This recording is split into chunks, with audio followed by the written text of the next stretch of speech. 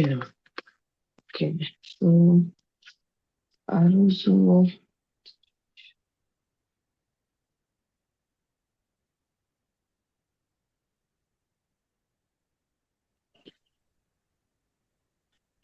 జై శ్రీరామ్ సార్, జై శ్రీరామ్. రావట్లేదు. జై శ్రీరామ్. ఏంటి ఏం చెప్పాను గుర్తు రావట్లేదు సార్. చూస్తున్నాను పారాగ్రాఫ్. ఓకే.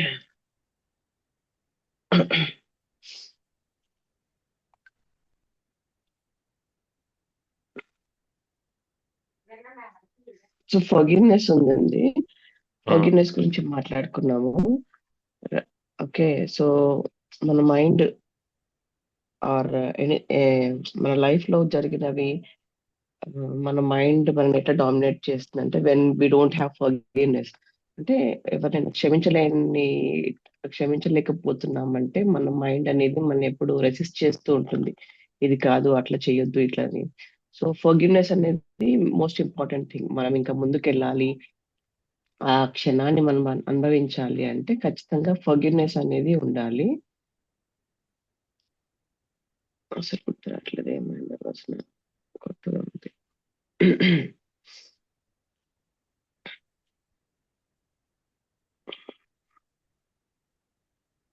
అండ్ యా, మనకు లైఫ్ లో వచ్చే ఆప్షన్స్ ఎట్లా ఉంటాయంటే, ఇఫ్ యూ హ్యావ్ చాయిస్, మనకు రెండు ఛాలెంజెస్ అంటే నార్మల్ గా మనకు లైఫ్ లో ఛాలెంజెస్ ఫేస్ చేసినప్పుడు ఆ ఎట్లా దాన్ని ఎదుర్కొంటాము, అయితే దాన్ని అవాయిడ్ చేసి ముందుకెళ్తామా లేకపోతే దాన్ని యాక్సెప్ట్ చేసి ఒప్పుకొని ముందుకెళ్తామా అనేది ఉంటుంది.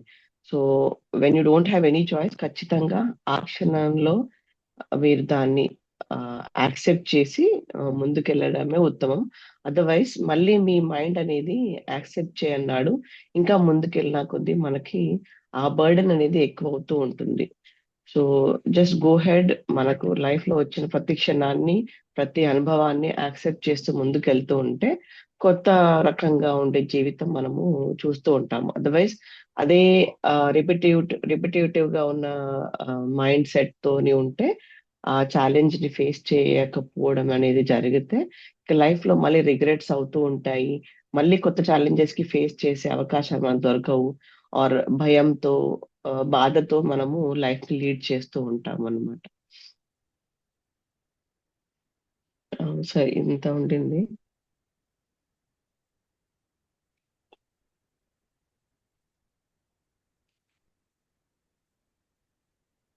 సార్.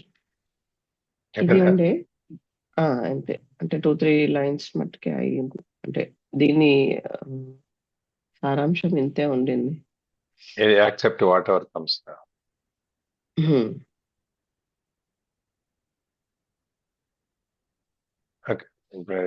అయిపోయింది. వెళ్ళిపోవచ్చునా? ఇక్కడ నుంచి త్రూ ఫర్గివ్నెస్ నుంచి.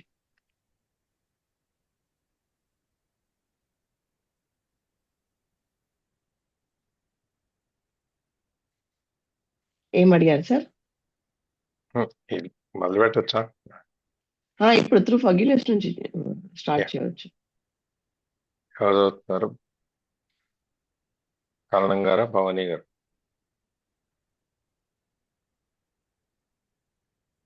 కరణం గారు చదువుతారా?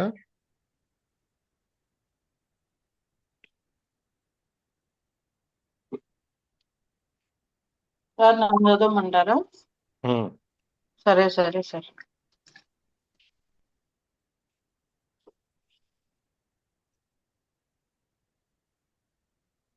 చదవండి. సార్ ఒక్క నిమిషం కళ్ళు తెచ్చుకుంటా. Through forgiveness, which essentially means recognizing the insubstantiality of the past and allowing the present moment to be as it is, the miracle of transformation happens not only within but also without. A silent space of intense presence arises both in you and around you. Whoever or whatever enters that field of consciousness will be affected by it, sometimes visibly and immediately, sometimes at deeper levels with visible changes appearing at a later time. You dissolve discord heal pain, dispel unconsciousness without doing anything, simply by being and holding that frequency of intense presence. Yeah. Through forgiveness, which essentially means recognizing the substance of the past and allowing the present moment to be. Yeah. So forgiveness అనేది ఎట్లా ఉంటుందంటే మనకు ఆ, కొన్ని విషయాలు మనకి చెడుగా కనిపిస్తాయి అన్నమాట. కానీ ఆ చెడు అనేది బికాస్ ఆఫ్ మన లిమిటేషన్స్ వల్ల అది చెడుగా కనిపించవచ్చు. But when we come out, మనం ఎప్పుడైతే ఆ పరిమితి నుంచి మన లిమిటేషన్స్ నుంచి బయటకు వస్తామో అది మేబీ వేరే వాళ్ళకి అది మంచిగా కనిపించవచ్చు. సో ఎప్పుడైతే మనం ఆ లిమిటేషన్స్ నుంచి బయటకు రాగలుగుతామో, ఆ లిమిటేషన్స్ మన మైండ్ గిరిగీసి పెట్టుకున్న ఆ ఏదైతే మనకు ఒక లిమిటేషన్స్ ఉంటాయో, లేదు ఇంతవరకు ఇది కరెక్ట్, ఆర్ మన మన రిలీజియన్ వైజ్ కానీ, మన ఆర్థిక పరంగా కానీ, మన ఆలోచన పరంగా కానీ, ఆర్ మన ప్రీవియస్ హిస్టరీ పరంగా కానీ మన కొన్ని లిమిటేషన్స్ ఏర్పరచుకుంటాం కదా. సో ఏవైతే కొన్ని విషయాలు జరిగినప్పుడు దానికి మన రెస్పాన్స్ ఎట్లుంటుందంటే ఇది ఆ, అంటే ఇది తప్పు అని అనుకుంటాం.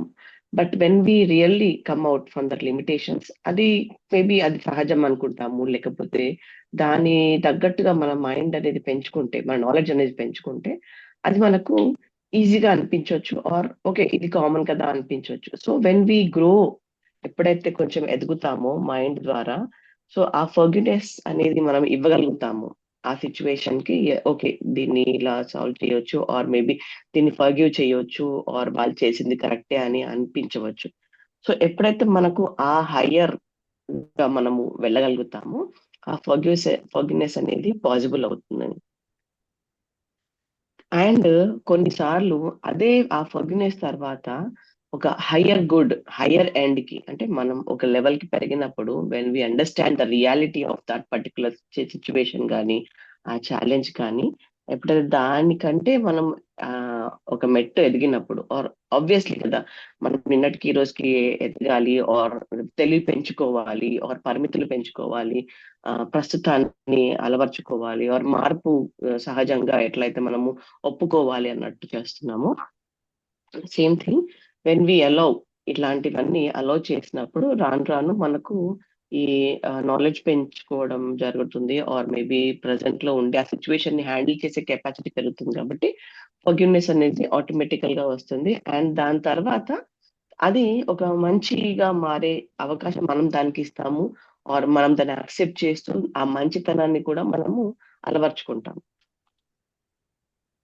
And then a silent space of intense presence rises both in you and around you.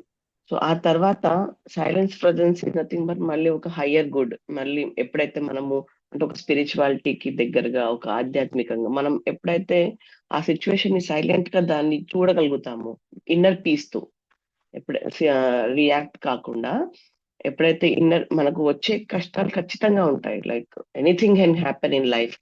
But దాని వెనకాల ఉన్న ఆ పీస్ ఎప్పుడైతే మనము నేర్చుకుంటామో, దాన్ని ఎట్లయితే అలవర్చుకుంటామో, ఎస్ ఇది కామన్ లైఫ్ లో, ఇది కామన్.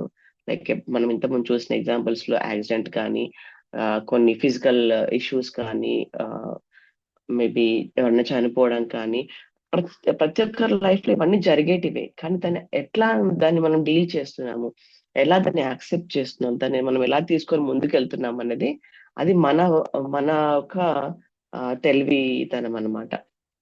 సో ఆ సైలెన్స్ స్పేస్ అనేది మనలోని పెరుగుతుంది, అండ్ దానివల్ల చుట్టూ కూడా అది కనిపిస్తుంది అనమాట. ఆ సైలెంట్ అనేది మన చుట్టుపక్కల కూడా తెలుస్తుంది. Whoever or whatever enters that field of consciousness will be affected by it, sometimes visibly and immediately, sometimes at deeper levels with visible changes appearing later time. So ఈ మార్పు అనేది, ఇలాంటి కాన్షియస్నెస్ అనేది మన వల్ల మన వల్ల స్టార్ట్ కావడం అనేది మెల్లిమెల్లిగా మన చుట్టుపక్కల కూడా ఎఫెక్ట్ పడుతుంది, ఆర్ లేటర్ ఆన్ మేబీ దీనివల్ల రాను రాను ముందు కాలంలో కూడా మనల్ని ఎగ్జాంపుల్ గా తీసుకొని కానీ, ఆ సిచ్యువేషన్ ఎలా హ్యాండిల్ చేసుకోవాలని ఎవరైనా ఇన్స్పైర్ అయ్యి కానీ, లేకపోతే తెలుసుకొని కానీ వేరే వాళ్ళకి కూడా ఎఫెక్ట్ పడుతుంది. ఎట్లాగైతే మన కాన్షియస్‌నెస్ మనం లేనప్పుడు మనం ఇంతకుముందు చదువుకున్నట్టు ఎట్లా అయితే ఆపోజిట్‌గా ఎఫెక్ట్ పడుతుందో చుట్టుపక్కల కానీ, మన ఫ్యామిలీస్ పరంగా అట్లాగే సేమ్ థింగ్ ఈ కాన్షియస్‌నెస్ మనం తెలుసుకున్న నాడు this will effect in very good way అన్నమాట. కమ్యూనిటీ పైన, మన ఫ్యామిలీ పైన, చుట్టుపక్కల మన సొసైటీ పైన కానీ this will effect in a very good way అన్నమాట. ఒక హయ్యర్ ఎండ్‌గా మనకు మన ద్వారా అనేది ఎఫెక్ట్ పడుతుంది. You dissolve discord, heal pain, dispel unconsciousness without doing anything, simply by being and holding that frequency of intense presence. So దీనివల్ల ఏమవుతుంది, మనం ఎప్పుడైతే కాన్షియస్‌నెస్ లో ఉంటామో, ఫర్‌గివ్‌నెస్ కి దగ్గరగా ఉంటామో, దీనివల్ల మనకేమవుతుంది, మన బాధలనేది మనం రిపేర్ చేసుకోగలుగుతూ ఉంటామన్నమాట.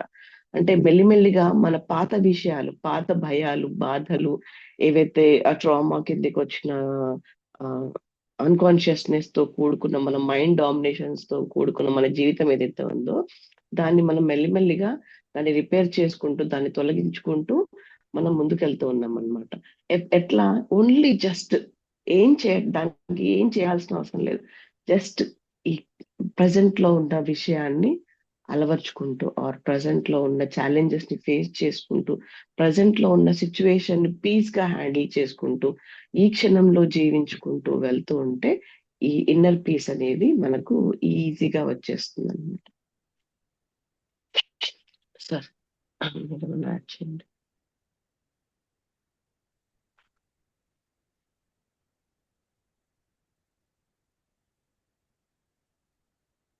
ఈ ఫర్గివ్‌నెస్ అనేది అంటే మర్చిపోవటం కానీ, క్షమించటం కానీ ఏదైనా కానీ అది అంటే మనకి అర్థమయ్యేది ఏంటంటే ఫర్గివ్‌నెస్ ఈ పాత గతాన్ని మనం వదిలేయటం, ప్రజెంట్ మూమెంట్ని మనం యాక్సెప్ట్ చేయటం, అంగీకరించటం కనుక జరిగితే ఒక మిరాకిల్ ఆఫ్ ట్రాన్స్ఫార్మేషన్ మన లోపల కానీ చుట్టూ కానీ ఒక అద్భుతమైనటువంటి ఈ మార్పు అనేది జరుగుతుంది. ఇది ఫర్గివ్‌నెస్ ద్వారా మనకి అద్భుతమైనటువంటి మార్పు మనలో జరుగుతుంది, మన చుట్టూ కూడా కనిపిస్తుంది అనమాట. మనం ఈ ఫర్గివ్‌నెస్ గురించి కూడా మనం మ్యాజిక్ బుక్ లో చదువుకుంటాం. ఏదైనా ఎవరైనా చేస్తే ఫర్గివ్ చేసి మర్చిపోదే, క్షమించేసే, అంతకంటే పెద్దది లేదు అని చెప్పని. అదే దానివలన ఎందుకు అంటే ఆ క్షమించటం అనేది, మనం క్షమించకపోతే అదే ఆలోచన మన పట్టి పీడిస్తూ ఉంటుంది. దాంతో మనం కాన్షియస్ మైండ్, ఈ సబ్ కాన్షియస్ అన్కాన్షియస్ మైండ్లోకి వచ్చేసి మనం ఎంతసేపు దాని గురించి ఆలోచించడం, దాని గురించే మనం ఊహించుకోవటం, దాని తర్వాత ఏం చేయాలని ఆలోచించడం, ఇవన్నీ రకరకాలైనటువంటి భావనలు, భావోద్వేగాలు మునిగిపోతాం. అదే కనుక దులిపేసుకున్నాం అనుకోండి, నాది కాదు అని చెప్పి వదిలేస్తాం అనుకోండి, మనం వేరే దాని మీద కాన్సన్ట్రేట్ చేయడానికి, వేరే దాని గురించి ఆలోచించడానికి అవకాశం ఉంటుంది.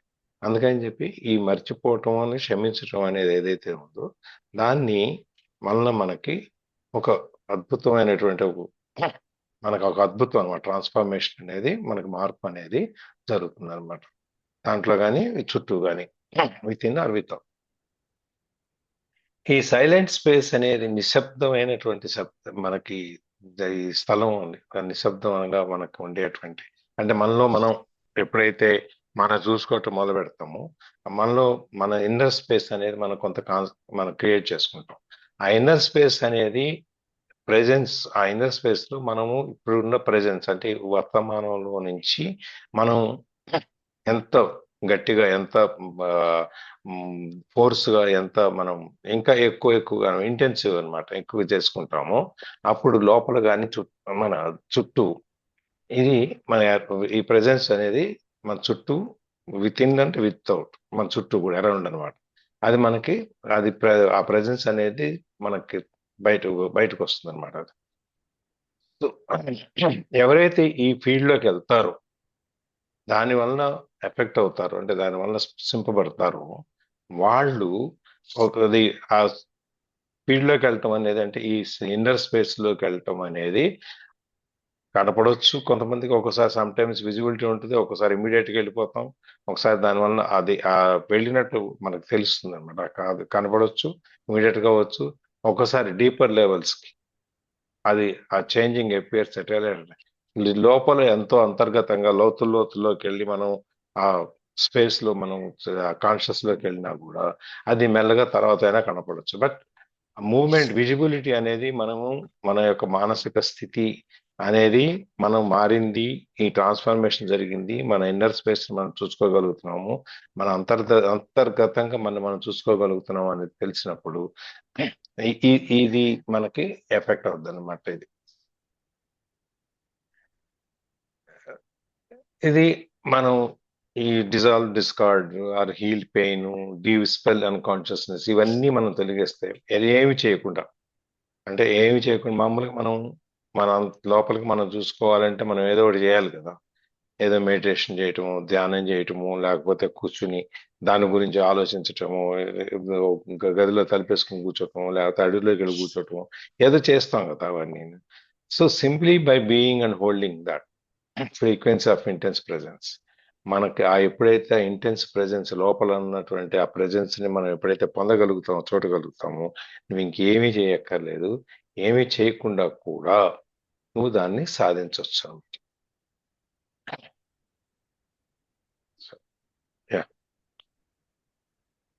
చదవండి. The end of your life drama. In that state of acceptance and inner peace, even through you may not call it bad, can anything still come into your life that would be called bad from a perspective of ordinary consciousness?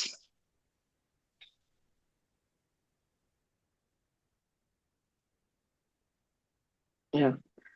Okay. The end of your life drama అంటే మన life లో ఇప్పుడు జరిగే drama, ఒకవేళ unconscious గా ఉన్న వాళ్ళ గురించి మాట్లాడుతున్నారు.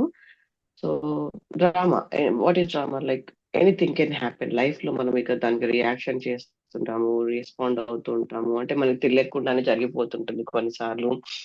ఏడుపులు, వెడబొబ్బులు, సంతోషాలు ఇవన్నీ జరుగుతూ ఉంటాయి లైఫ్ లో.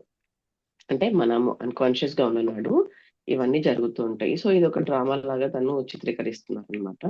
ఏంటి అంటే, in the state of acceptance and inner peace, even though even though you may not call it bad, can anything still come in to your life that would be called bad.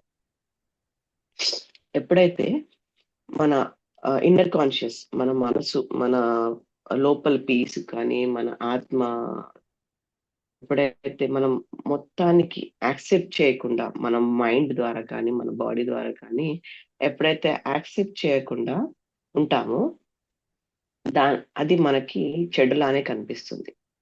ఎప్పుడైతే situations పరంగా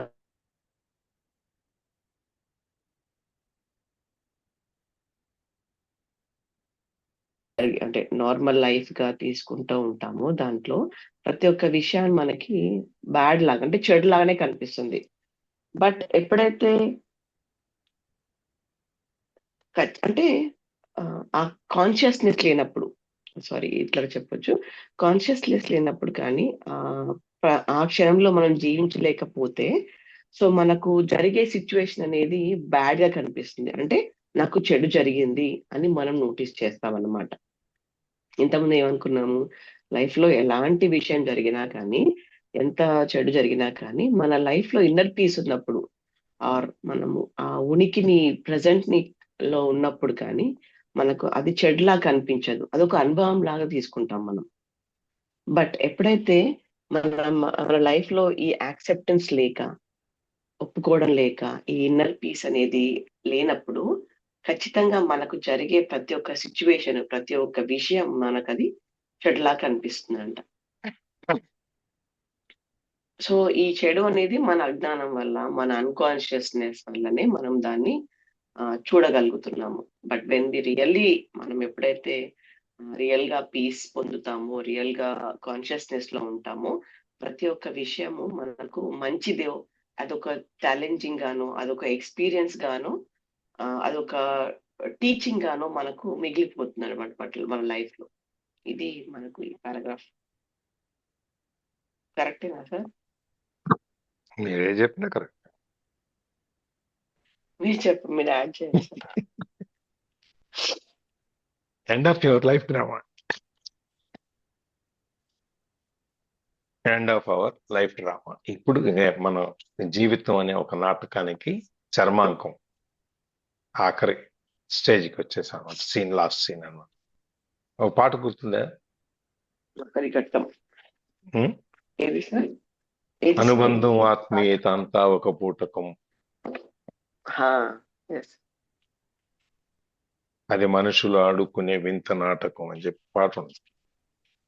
కానీ అది బాధలో పాడుకునేది అనమాట. ఇది ఇక్కడ consciousness మనం వస్తున్నాము, ఇక ఇవన్నీ అవసరం లేదని చెప్పడం. అదే ఎండ్ ఆఫ్ ది డ్రామా అంటే ఇవన్నీ నాటకము, ఇదంతాను జీవితం అంతాను, దాన్ని మనం ఏదో వేసుకునే పూటకం ఇది. ఆత్మీయతలు ఇవన్నీ ఏదో మనం దాని మీద బంధించబడి దాంట్లోంచి బయటికి రాకుండా అందుకు కొట్టుకోవటం, ఇదంతా అనేది ఒక నాటకం అని చెప్పేది. Life in the end of your life drama. ఈ జీవితం అనేది ఈ నాటకం అనే దానికి తెరతొల్లిస్తాను. అనేది ఒక ఈ డ్రామా, లైఫ్ డ్రామా, ఈ జీవితం అనే ఒక నాటకం లాస్ట్ లోకి వచ్చేసి చర్మాంకంలోకి అని చెప్పి.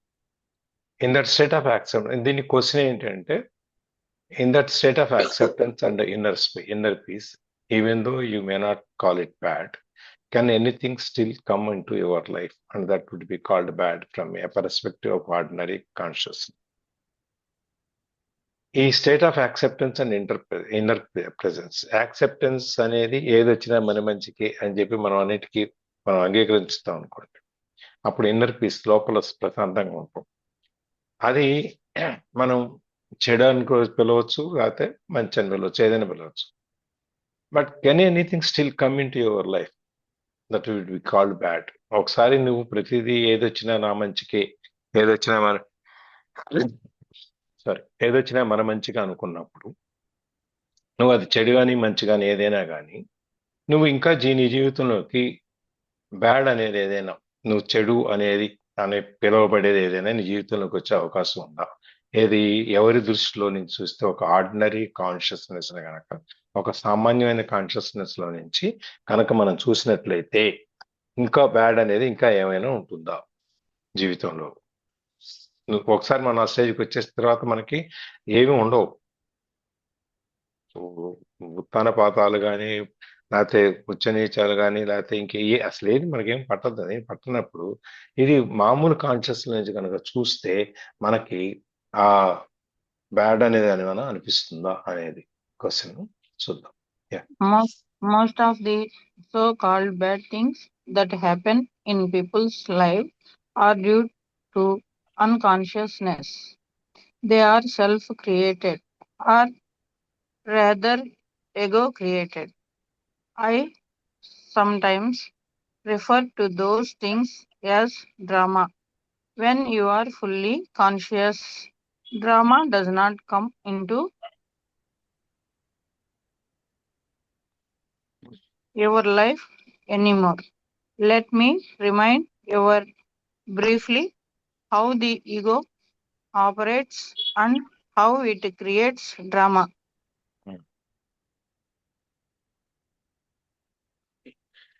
Most of the so-called bad things that happen in people's lives are due to unconscious. So మన లైఫ్ లో జరిగే ప్రతి ఒక్క ఇబ్బందులకి ఆర్ ప్రతి ఒక్క చెడుకి కారణము మనము ఇన్ ద సెన్స్ మన అన్కాన్షియస్నెస్. అంటే మనం దాన్ని ఆస్వాదించలేకపోవడం వల్ల జరిగే చెడు కావచ్చు, మనం దాన్ని యాక్సెప్ట్ చేసుకోవడం కాకపోవడం వల్ల చెడు అనేది జరుగుతుంది మన లైఫ్ లో. అది మోస్ట్ ప్రాబబ్లీ, అంటే ఎక్కువ మట్టుకి అలాగే జరుగుతుంది. ఎందుకంటే మనం ఎప్పుడైతే దాన్ని యాక్సెప్ట్ చేసి దాన్ని ఒక సొల్యూషన్ వైపు తీసుకెళ్ళి దాన్ని సాల్వ్ చేసుకునే ఉద్దేశంతో దాని ఛాలెంజ్ ఫేస్ చేసుకున్న నాడు దానికి ఖచ్చితంగా మనకు ఒక దారి దొరుకుతుంది, ఆర్ దాంట్లో నుంచి మనం నేర్చుకునేగలిగే ఒక అవకాశం వస్తుంది. బట్ ఎప్పుడైతే మనం అన్కాన్షియస్ గా ఉంటామో అది మనకు చెడులా కనిపిస్తుంది, ఆర్ ఆ చెడు మనకు జరుగుతుంది అనమాట. They are self created or rather ego created.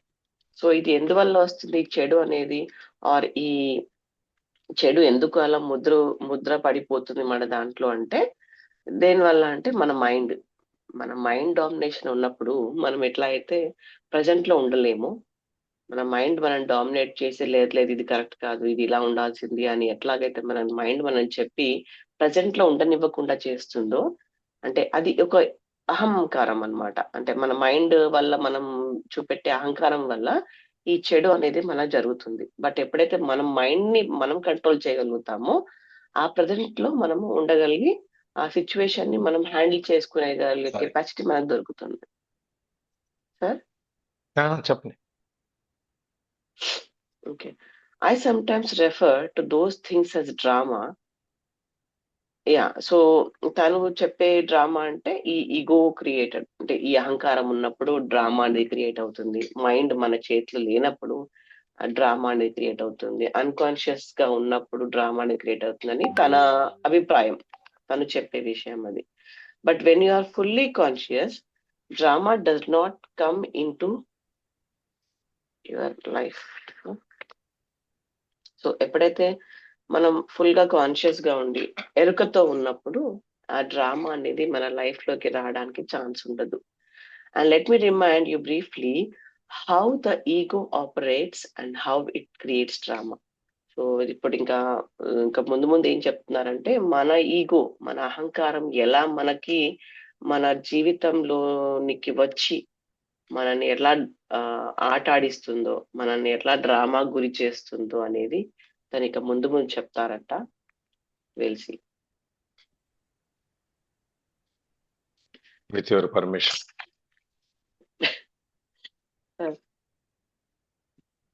Most of the so called bad things, అసలు బ్యాడ్ అంటే గుడ్ అంటే ఏంటి?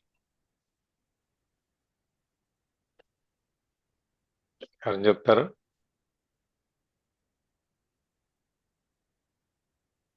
మనకు నష్టం చేసేవి కానీ, మనకు బాధ కలిగించేటి కానీ, అట్లాంటివి మనం చెడు అనుకుంటాము. మనకు సంతోష పెట్టేటివి, మనల్ని హ్యాపీగా ఉంచేటివి, మనల్ని హెల్దీగా ఉంచేటివి మంచివి, గుడ్ గుడ్ థింగ్స్ కానీ, గుడ్ పీపుల్ కానీ, మంచి వాళ్ళు కానీ అనుకుంటాం. అంటే మీకు బ్యాడ్ అది మన అయిందల్లా అందరికీ బ్యాడ్ పర్స్పెక్టివ్. అవుతుందా? అది మన పర్స్పెక్టివ్. కాబట్టి బ్యాడ్ అనేదానికి గుడ్ అనేదానికి డెఫినేషన్ ఏం లేదు.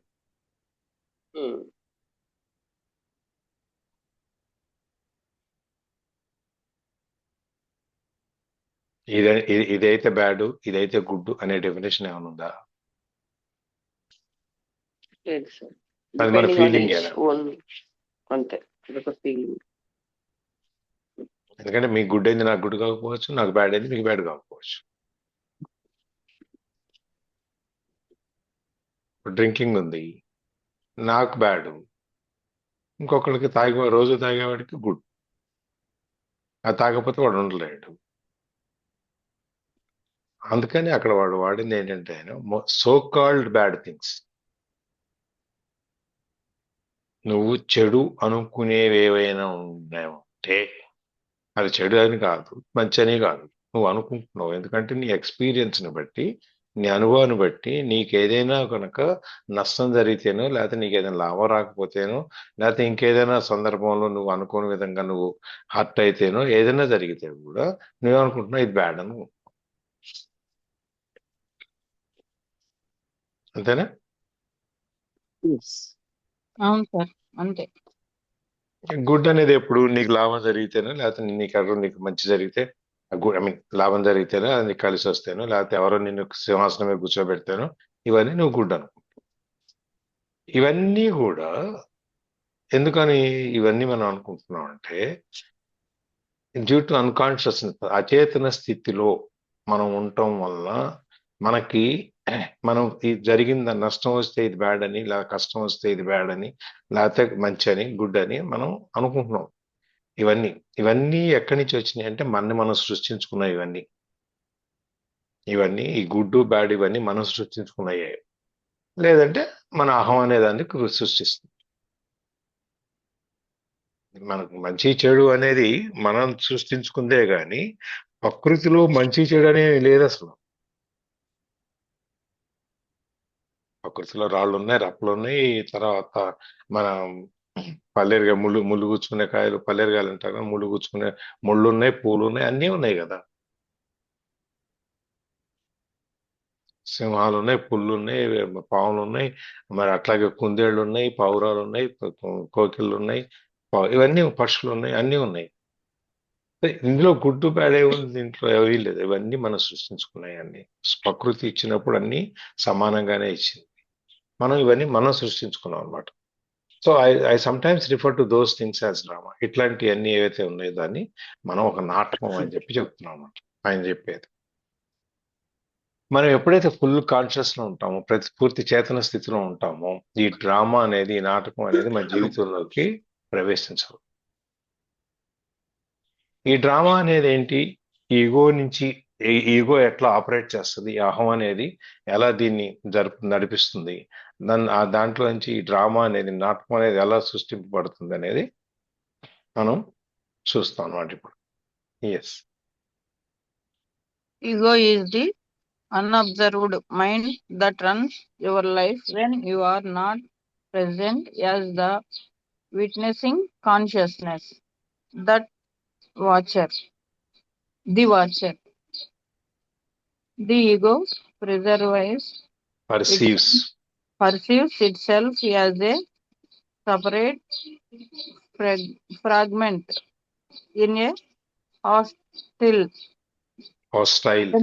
hostile universe with no real inner connection to any other being, surrounded by other egos, which it either sees as a potential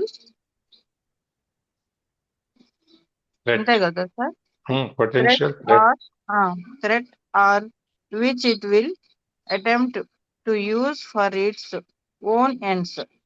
The basic ego patterns are designed to combat its own deep-seated fear and sense of lack. They are resistance, control, power, greed, defense, attack. Some of the ego's strategies are extremely clever, yet they never truly solve any of its problems, simply because the ego itself is the problem.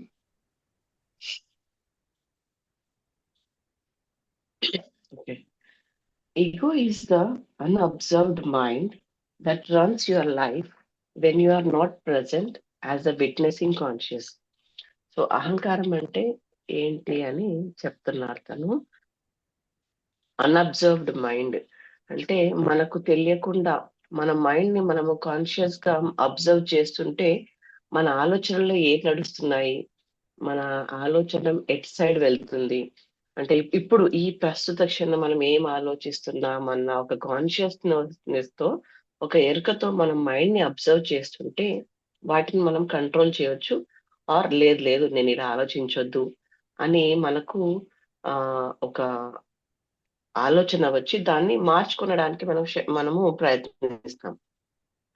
మనం ఇంతకుముందు wife and husband relations లో చూసాము, గొడవ వచ్చినప్పుడు అది మంచికే జరుగుతుందని, లేకపోతే వాళ్ళిద్దరి మధ్యలో గొడవ జరుగుతున్నప్పుడు తను ఆలోచించడం అనమాట. అంటే ఒక క్షణం ఆగి ఇక గొడవ ఎందుకు జరుగుతుంది, నేను ఇప్పుడు అరుస్తున్నాను, నేను ఇప్పుడు కోప్పడుతున్నాను అని మనం తెలుసుకోవడం అనమాట.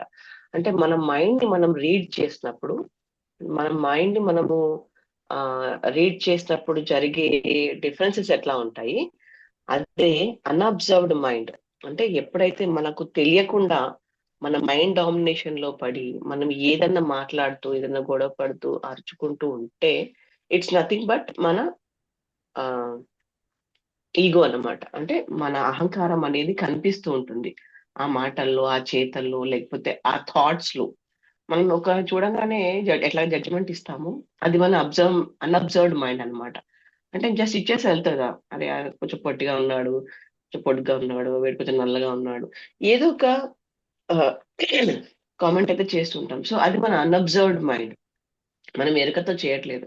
ఎరుకతో చేసినప్పుడు జస్ట్ ఒక కామన్ మ్యాన్ గా తీసుకుంటూ వెళ్తాం. ఒక సిచ్యువేషన్ ని జస్ట్ ఈజీగా హ్యాండిల్ చేసుకుంటూ వెళ్తాం. కానీ అక్కడ ఆగి వాళ్ళ గురించి కామెంట్ చేసే అంత అవకాశాన్ని మాత్రం మనం మైండ్‌కి ఇవ్వం. సో, ఈ అహంకారం అనేది ఎప్పుడు పుడుతుందంటే, ఎప్పుడైతే మన మైండ్ మన కంట్రోల్‌లో ఉండదో, మన మైండ్ మనము అబ్జర్వ్ చేయకుండా ఎలాగైతే అంటే నడుస్తూ ఉంటుందో, అది అహంకారం అన్నమాట. ఆర్ మనకు ఎరకతో లేనప్పుడు జరిగే విషయాలు మన మైండ్‌ని మనల్ని నడిపించే విషయాలనేది మన అహంకారం. The watcher. ద ఈగో తను వాచర్. అంటే మన మైండ్ అనేది మనని చూస్తూ ఉంటుందన్నమాట. లైక్ మనం ఏం చేస్తున్నామో ఆర్ లైక్ మనల్ని నడిపించేది కాబట్టి మనల్ని గమనిస్తూ ఉంటుంది. మన మైండ్ తన చేతుల్లో ఉందా? మనం చెప్పినట్టు వింటుందా అనేది. The ego perceives itself as a separate fragment in a hostile universe with no real inner connection to any other being, surrounded by other egos, which is either sees or a potential threat. Okay.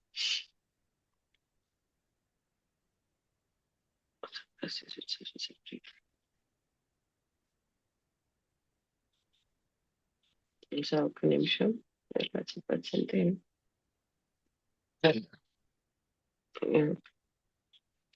So ఈ అహంకారం అనేది ఎట్లా చూస్తుందంటే మనల్ని ఈ ప్రపంచం నుంచి వేరుగా చేస్తుందన్నమాట. నువ్వు కూడా కామన్ మ్యాన్. నువ్వు కూడా ప్రతి ఒక్కరిలాగా ఒక మనిషివే. నువ్వు కూడా అందరిలాగా పక్షుల్లాగా యానిమల్స్ లాగా నువ్వు కూడా ఇక్కడ ఉండడానికే వచ్చావు. ఉండి కొన్ని రోజులు ఉండి తర్వాత వెళ్ళిపోతావు అని అట్లా కాకుండా, అంటే మనల్ని ఒక కామన్ గా కాకుండా మన అహంకారం ఏం చేస్తుందంటే మనల్ని ఒక సెపరేట్ గా చేస్తుందన్నమాట. ఈ ప్రపంచం నుంచి నువ్వు గొప్ప అని, నువ్వు వేరే అని, నీకు అన్నీ తెలుసు అని, వాళ్ళకి తెలియదని. అంటే ఎట్లా చేస్తుందంటే మనల్ని ఒక సెపరేట్ ఎంటిటీ లాగా చేసేస్తుందన్నమాట. మన సొసైటీలో కానీ, మన ఫ్యామిలీస్ లో కానీ, నాకు చాలా డబ్బుంది వాళ్ళకి లేదు. మా ఫ్యామిలీ పరంగా మేమే చాలా చదువుకున్న వాళ్ళమని. అంటే ఇట్లాంటి పర్స్పెక్టివ్ లో మనల్ని ఒక పొజిషన్ లో పెట్టేస్తుంది మన మైండ్. అంటే మన అహంకారం అనేది. అండ్ ఏమనుకుంటుంది, ఈ ప్రపంచం అనేది మనకు శత్రువులాగా చూపెడుతుంది. ఆబ్వియస్లీ కదా! మనం ఎప్పుడైతే అహంకారంతో కూరుకుపోయి ఉంటామో, ప్రపంచం ఎందుకు? మన ఇంట్లో వాళ్ళు కానీ, మన చుట్టాలే కానీ, వాళ్ళు మనకు శత్రువుల్లాగా తోస్తారు. బికాస్ మన మాట విననప్పుడు కానీ, మనము ఎప్పుడైతే ఈగోతో మాట్లాడినప్పుడు వాళ్ళకి నచ్చదు. సో, ఇట్లాంటి సిట్యుయేషన్స్ లో ఉన్నప్పుడు మన ఈగో మనల్ని ఒక సెపరేట్ గా చూపిస్తుంది. ప్రపంచం వేరా, నువ్వు వేరా అనేసి. ఆర్ మనకు ఈ ప్రపంచం అంతా శత్రువులుగా కనిపించేటట్టు చేస్తుంది. ఆర్ ఆహ్, లేకపోతే ఒక్కోసారి ఏమవుతుందంటే, మనల్ని ప్రపంచము వాళ్ళ ప్రయోజనాల కోసం యూజ్ చేసుకుంటున్నారేమో అన్న ఫీలింగ్ తెప్పిస్తుందనమాట. ఏంటి? మన అహంకారం. ఇప్పుడు మనం కూడా ఆబ్వియస్‌గా మనం ఒక్కరమే ఉన్నామనుకోండి ప్రపంచంలో, ఏం చేయగలుగుతాం చెప్పండి? ఐదర్ ఇన్ కేస్ మనకు ఇప్పుడు ప్రతి ఒక్కరి హెల్ప్ లేనిది లైఫ్‌లో మనం ఏమి చేయలేము. ఇచ్చిపుచ్చుకోవడం వల్లనే మనకు ఈ గివ్ అండ్ టేక్ పాలిసీ వల్లనే మనం ప్రపంచం నడుస్తుంది. మీరొకటి ఇవ్వగలుగుతున్నారు ప్రపంచానికి. ప్రపంచంలో ప్రతి ఒక్కరు ఒక ఐ మీన్ ఏమంటారు, మన వ్యాపారులే కానీ, అగ్రికల్చరిస్ట్‌లే కానీ వాళ్ళు మనకు ఫుడ్ ఇస్తున్నారు. దానికి బదులుగా మనం ఏమన్నా ట్రేడింగ్ చేస్తుంటే, మనం ఏమైనా బిజినెస్ నడిపిస్తుంటే, అంటే ఇచ్చిపుచ్చుకోవడం వల్ల ఈ ప్రపంచం అనేది నడుస్తుంది. బట్ మనం ఏమనుకుంటున్నామంటే, ప్రపంచానికి నేనే ఎంతనో ఇచ్చేస్తున్నాను. ఆర్ నన్ను ఉపయోగించుకుంటున్నారు ప్రపంచమంతా. నన్ను వాడుకొని వదిలేస్తున్నారనేసి మన ఈగో వల్ల మనము చూపెట్టే ఇవన్నీ లక్షణాలన్నమాట. The basic ego patterns are designed to combat its own deep-seated fear and sense of lack. Sorry, ఒక నిమిషం.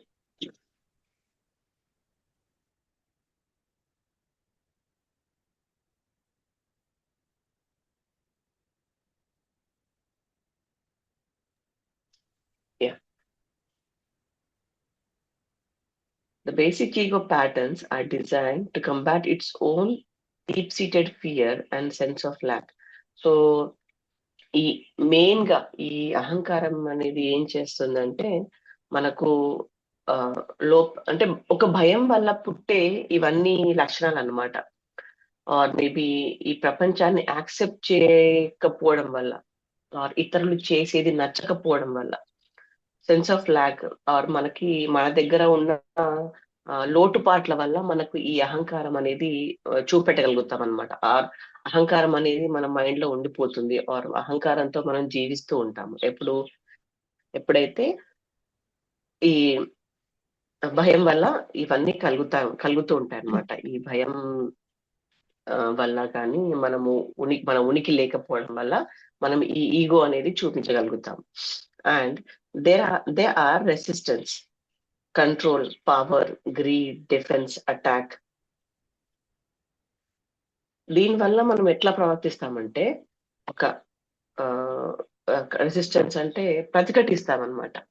ప్రపంచంతో ఆర్ మన చుట్టుపక్కల వాళ్ళతో కానీ సొసైటీతో కానీ మనం కంట్రోల్ చేయడానికి ప్రయత్నిస్తాము, ఆర్ ప్రతిఘటిస్తాము, ఆర్ మన పవర్,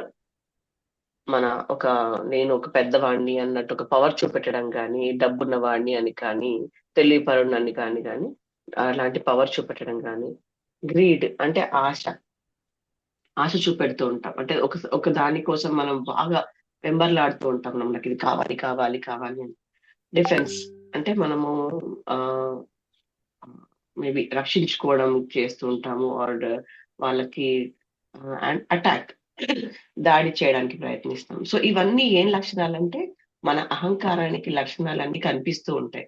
సో ఇవన్నీ మనము ఎప్పుడైతే కాన్షియస్ గా గమనిస్తూ ఉంటామో, మన అన్అబ్జర్వ్డ్ మైండ్ నుంచి అబ్జర్వ్డ్ మైండ్ కి వెళ్ళగలిగితే మన అహంకారం అనేది తొలగిపోతూ ఉంటుంది అన్నమాట. Some of the ego strategies are extremely clever, yet they never truly solve any of its problems, simply because the ego itself is a problem. So కొన్నిసార్లు ఈ అహంకారాలు కలిసినప్పుడు ఏమవుతాయంటే గొడవలు వస్తాయి, పెద్ద పెద్ద పోరాటాలు జరుగుతాయి. ఇప్పుడు వార్, మనకు జరిగే ఇరాన్, ఇజ్రాయిల్, అమెరికన్ వార్స్ ఎట్లయితే వేరే వాళ్ళ పైన చూపిస్తున్నారు, అండ్ వాళ్ళ ఎమోషన్స్ కొన్నిసార్లు అండ్ ఎవ్రీథింగ్. సో ఈ అహంకారాలు ఉన్నప్పుడు ఇవన్నీ జరుగుతూ ఉంటాయి అన్నమాట. చాలా పెద్ద పెద్ద ఎత్తున ఇవి జరిగి సామాన్య ప్రజలకు కానీ ఇండివిజువల్ గా ఎఫెక్ట్ పడుతూ ఉంటుంది. ఒకవేళ ఈ అహంకారం అనేది పెద్ద ఎత్తున జరిగినప్పుడు ప్రతి ఒక్క వారికి, అంటే వాళ్ళ కంట్రీలో వాళ్ళకు నచ్చకపోవచ్చు ఈ వార్స్ జరిగేటివి, కొంతమందికి నచ్చుతుండొచ్చు. ఇలా చేయడం వల్లనే మనకు కంట్రోల్లో వస్తారు, ఈ ప్రపంచం మన కంట్రోల్లో ఉంటుంది, నాకే అంత కావాలి అన్నట్టు. ఈ ఇరాన్ వాళ్ళే పవర్ గా ఉండాలని వాళ్ళ కోరిక వల్ల మనకి ఇప్పుడు జరిగే ఈ అటాక్స్ కానీ మనం చూస్తున్నాం, because of their ego. So and then some of the ego strategies are extremely clever, yet they are not truly solved. కొన్ని ఈగోలు ఏంటంటే అవి ఎంత క్లెవర్ గా ఉన్నా, చాలా తెలివిపరంగా, ఇప్పుడు ఇరాన్, ఇరాక్, ఇజ్రాయిల్ వీళ్ళు చాలా తెలివిపరులు. అంటే వాళ్ళు చేసే ప్రయత్నాల్లో, వాళ్ళు చేసే బాంబుల్లో కానీ, వాళ్ళు చేసే మిసైల్స్ లో కానీ చాలా తెలివి కావాలి వాళ్ళకి ఇవన్నీ చేయాలంటే. బట్ అవి చేసి దాన్ని యూజ్ ఏం చేస్తున్నారు, దానివల్ల యూజ్ ఎవరికి, ఉపయోగం ఎవరికి అవుతుంది? డెస్ట్రాయింగ్ కే, అంటే ఈ ప్రపంచం నాశనానికే యూజ్ అవుతుంది. అంత తెలివిగా చేసే ప్రయత్నాలు కూడా ప్రపంచ వినాశనానికే ఉపయోగపడుతున్నాయి తప్ప దానివల్ల ఎవరికి ఒరిగేది ఏం లేదనమాట. వాళ్ళ సొంత లాభం కంటే ప్రపంచానికి ఇచ్చేది కానీ, పోనీ సొంత లాభం కూడా ఎక్కడ, వాళ్ళ అహంకారం చూపెట్టడానికే తప్ప వాళ్ళ దగ్గర కూడా పెద్ద గ్రోత్ అయ్యేది ఏం లేదు. వాళ్ళ ప్రజలు కూడా నాశనం అవుతున్నారు, వాళ్ళ బిజినెస్ కూడా దెబ్బతింటుంది, వాళ్ళకు కూడా ఆర్థికంగా వాళ్ళు పడట్లేదు, ఇవన్నీ జరుగుతున్నాయి. సో ఈ అహంకారం వల్ల వచ్చేటి ప్రాబ్లమ్సే తప్ప ఇంకా ఏమి ఉండదన్నమాట. దానికి ఇంకా మంచి జరిగేది ఏం లేదు. బికాస్ ఇంత ఈజీగా అర్థమయ్యేది ఏంటంటే అహంకారమే ఒక ప్రాబ్లం కాబట్టి. సో అహంకారం ఉండటం వల్ల ఎవరికి వచ్చే ఇంత పెద్ద ఎత్తున మనకు కనిపిస్తుంది కాబట్టి ఇది వాళ్ళ అహంకారం అని మనం చూడగలుగుతున్నాం. సేమ్ థింగ్ అదే ఇండివిజువల్ గా వచ్చినప్పుడు చిన్న చిన్న విషయాలు, చిన్న చిన్న గొడవలు, చిన్న చిన్న థాట్స్ అనేది మనం కంట్రోల్ చేయగలిగితే మన అహంకారానికి ఒక గట్టు పడిపోతుందన్నమాట. అంటే ఒక అడ్డం పడిపోతుంది. మనము అబ్జర్వ్డ్ మైండ్ మన అహంకారం నుంచి మనం బయటకొచ్చి, మనం ప్రతి ఒక్క కదలిక, ప్రతి ఒక్క ఆలోచన మనం గమనిస్తూ ఉంటే మన లైఫ్ చాలా ఈజీగా, చాలా పీస్‌గా, చాలా హ్యాపీగా గడిచిపోతుందన్నమాట. Sir I'm done. మీరు యాడ్ చేయండి. Ego is the unobserved mind. మనం ఇంతకుముందు చూసాం, witnessing the consciousness or watcher. మన ముందు ఏది జరిగినా కూడా మనం గమనిస్తూ ఉంటమే కానీ అందులో మనం భాగం కాకూడదు. అదే ఒకసారి మనం రోడ్డు మీద కూర్చొని బస్ స్టాప్ లోను ట్రాఫిక్ గురించి చూస్తూ కొద్దిసేపటి తర్వాత దాంట్లో ఇన్వాల్వ్ అవ్వకుండా మన కళ్ళ ముందు వస్తూ పోతూ ఉంటాయి కానీ మనం ఊరికే ఒక ప్రేక్షకుళ్ళగా, ఒక సాక్షికంగా మిగిలిపోతాం అని చెప్పేసి. ఇది ఈ ఇగో అనేది మనం అన్అబ్జర్వ్డ్ మైండ్, అంటే మనం గమనించినటువంటి మైండ్ ద్వారా మన జీవితాన్ని నడిపిస్తుంది. ఎప్పుడు అంటే మనం సాక్షిభూతకంగా చూస్తూ ఉండిపోయి దాంట్లో భాగంగా కాకుండా మనం ఉన్న భాగం అయినప్పుడు, ఇట్లా విడిగా మనం ఎటు దాంట్లో కలగజేసుకోకుండా ఉన్న పరిస్థితిలో కానప్పుడు ఈగో అనేది మన మైండ్ని నడిపిస్తుంటుంది అనమాట. అహం అనేది అంటే మన మైండ్ కంట్రోల్లో ఉంటాం, కానీ మన కంట్రోల్లో మైండ్ ఉండదు అని చెప్పేసి.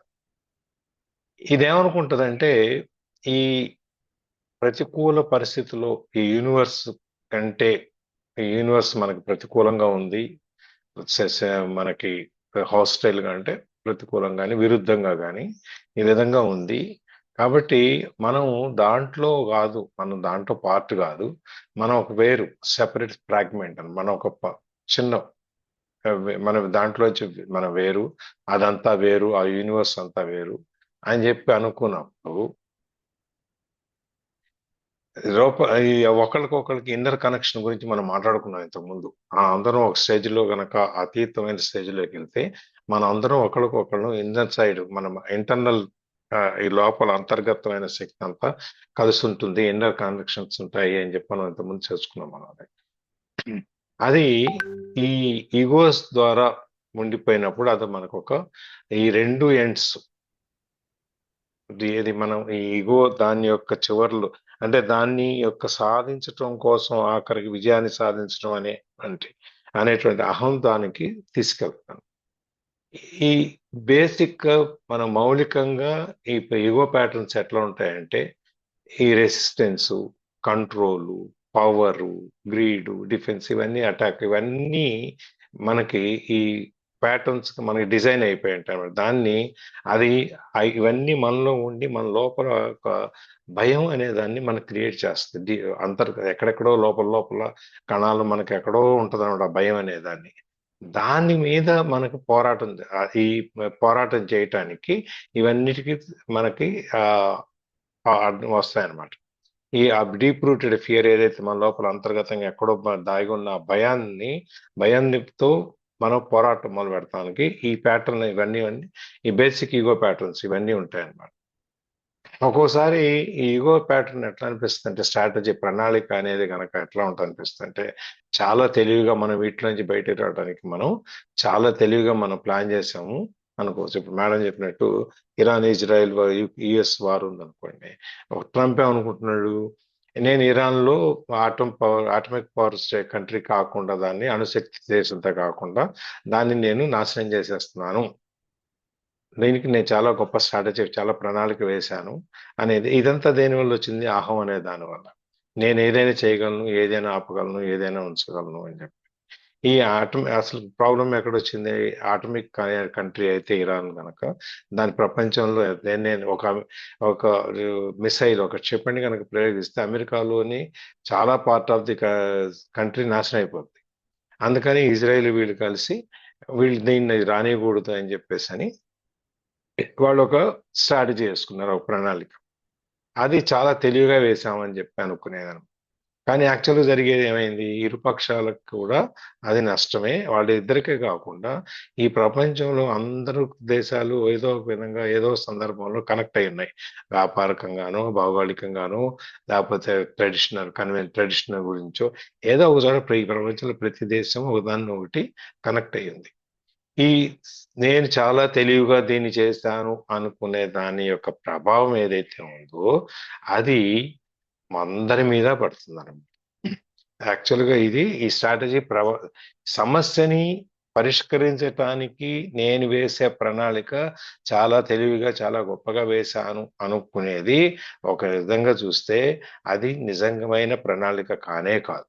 అలా కనిపిస్తుంది. ఇది సమస్యని తీర్చదు. ఇప్పుడు అక్కడ ఉన్న సమస్య ఇరాన్లో ఆటమిక్ పవర్ కాకుండా ఉండటానికి నేను ఏదో చేస్తున్నాను అని చెప్పేది సమస్య.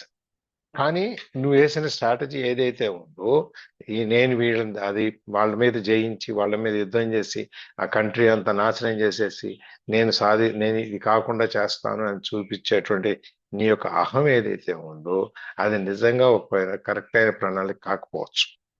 ఎందుకంటే ఇక్కడ ప్రాబ్లం వచ్చి యాక్చువల్గా ఆ కంట్రీలోనో ఈ కంట్రీలో ఉన్నది కాదు, నీ అహమే ఒక ప్రాబ్లం. నీ అహాన్ని నువ్వు తగ్గించుకుంటే ప్రాబ్లం సాల్వ్ అవుతాయి. అట్లా కాకుండా నువ్వు అహాన్ని పెంచుకొని అహంతో నువ్వు ఏదో ఒక పెద్ద స్ట్రాటజీ వేసి ఒక ప్రణాళిక వేసి నేను దీన్ని సర్దుతాను, దీన్ని సాల్వ్ చేస్తాను అని చెప్పి నువ్వు చేసుకుంటూ వెళ్ళే ఈ అహం అనేదే అసలు సమస్య. నీకు పరిస్థితిని అర్థం చేసుకోవటానికి, నీకు అర్థం కాకుండా ఉండటానికి అడ్డొచ్చేది నీ అహం. అందుకని చెప్పి అహం అనే దాని వలన ఈ జీవితంలో ఈ డ్రామా, ఈ లైఫ్ అనే డ్రామాలో, జీవితం అనే ఈ నాటకంలో ఇది మనకి ముందుకు పోకుండా అడ్డం పడుతుంది అన్నమాట. రేపు చూద్దామా? టైం అయినట్టు 6:25. ఏమైంది సార్? 6:30 అవుతుంది కదా. అదే. Thank you Praveena. Thank you sir. Thank you Praveena madam. Thank you sir. Thank you very much sir. Thank you అమ్మా ప్రవీణ. Thank you sir. శ్రోతలకు కూడా థ్యాంక్ యూ. శ్రోతలకు కూడా థ్యాంక్ యూ. Thank you. శ్రోతలకే ముందు థ్యాంక్స్ చెప్పాను సార్, ముందు already చెప్పేశాం కాబట్టి వెనక తీసుకోలేదు సార్. ఇవాళ క్లాస్ అదే కదా సార్, జరిగిపోయింది కాదు, అప్పటికప్పుడు రిలీజ్ అయిపోతే బాగుంటుందని. ఎస్.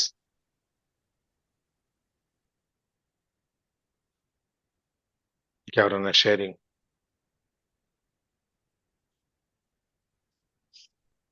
ఈరోజు ఈగోస్ గురించి మళ్ళీ చెప్పారు సార్, కరెక్ట్ చెప్పారు.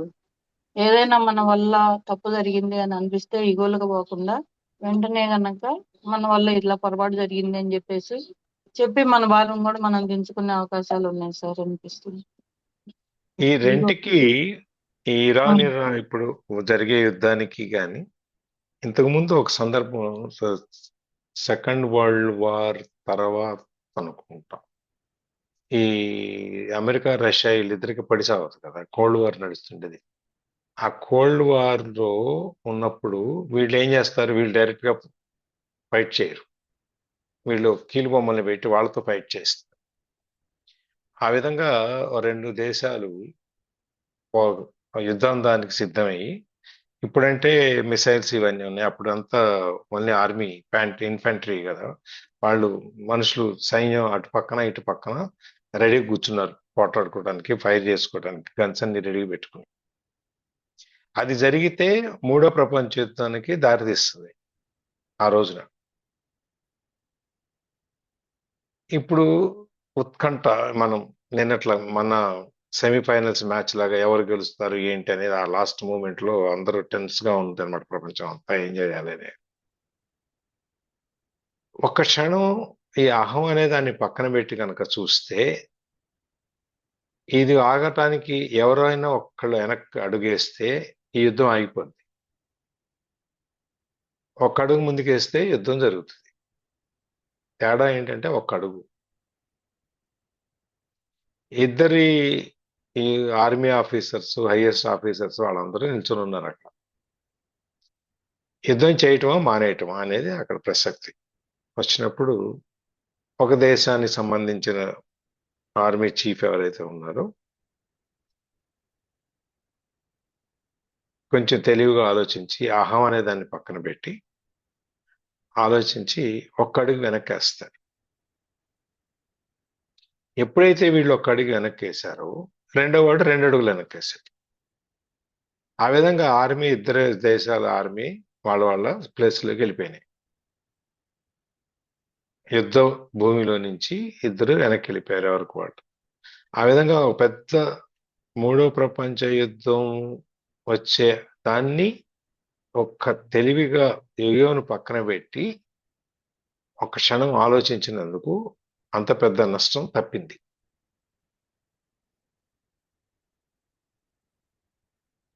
ఇప్పుడు ఆ అహం అనేది అడ్డం వచ్చి ఇంత పెద్ద యుద్ధం నడిపిస్తోంది.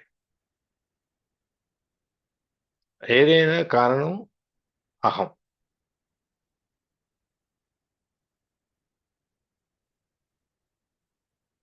అది మనం దాన్ని తగ్గించుకుని అనుకుంటే ఏ సమస్య ఉండదు. నేను, నాది, అంతా నా వల్లనే, అహం సంబ్రహ్మస్మి అనుకుంటాం. Okay,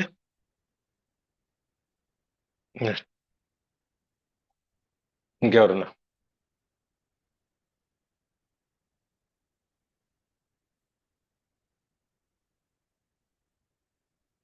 recording ఆపేస్తా.